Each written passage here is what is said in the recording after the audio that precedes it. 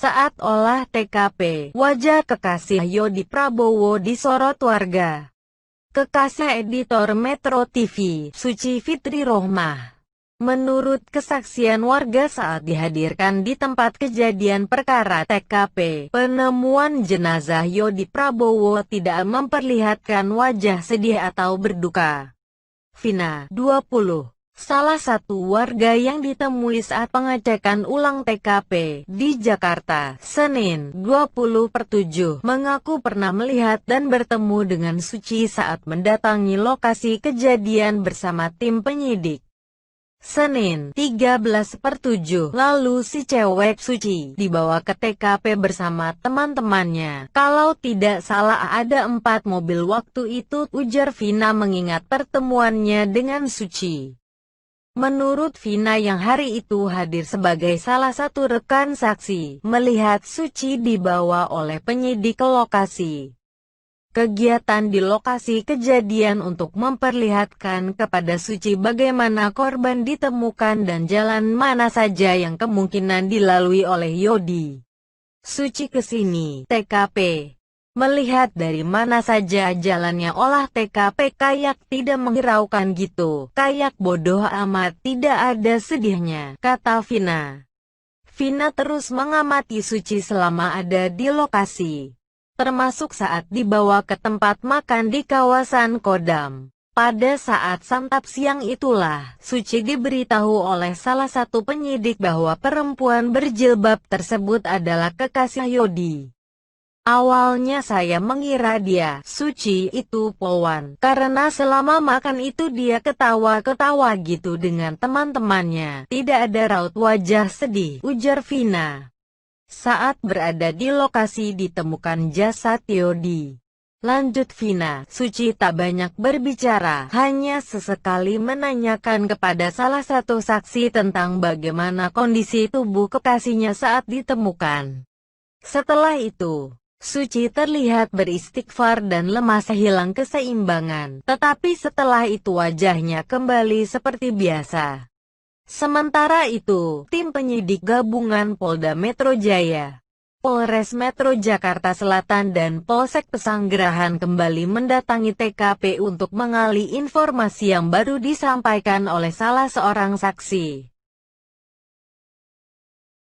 Polisi mendatangi 2 lokasi berbeda, yakni lokasi pertama ditemukan jasad korban di pinggir tol Jor Ulu Jami dan lokasi tempat saksi melihat 2 pria berjalan kaki di Jalan Inspeksi Ulu Jami.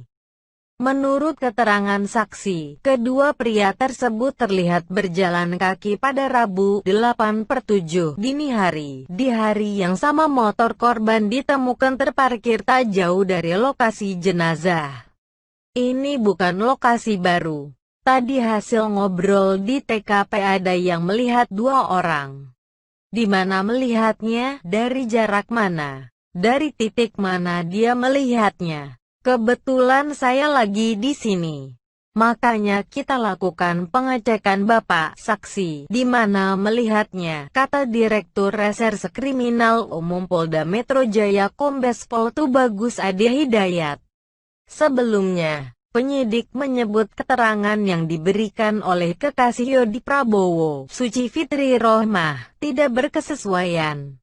Penyidik menilai ada keterangan yang tidak sesuai yang diberikan Suci.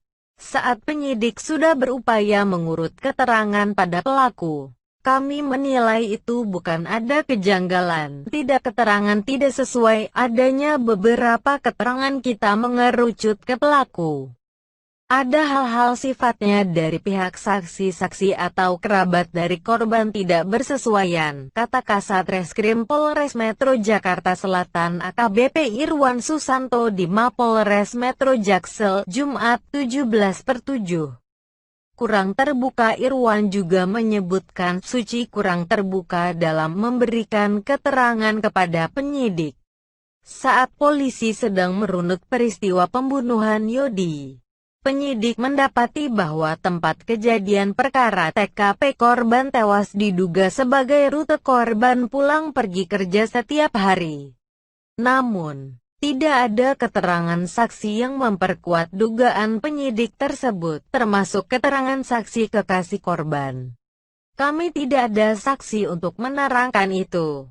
Tapi kalau dirunut dari kantor Metro TV, iya. Kami belum ada saksi yang kami tanyakan terkait itu. Karena, ya mohon maaf pacar korban tidak terlalu terbuka dengan kami, kata Irwan. Irwan mengatakan kekasih Yodi baru 2 kali dimintai keterangan oleh penyidik yakni pada Jumat 10/7 dan Sabtu 11/7. Adapun sebelumnya, editor Metro TV Yodi Prabowo ditemukan tewas di pinggir tol JORRR di Ulu Jami, Pesanggerahan, Jaksel, pada Jumat 10/7 setelah dinyatakan hilang oleh keluarga pada Selasa 7/7. Pihak kepolisian juga mengungkapkan hasil autopsi terhadap korban menyebut luka tusukan benda tajam di bagian leher dan dada sebagai penyebab utama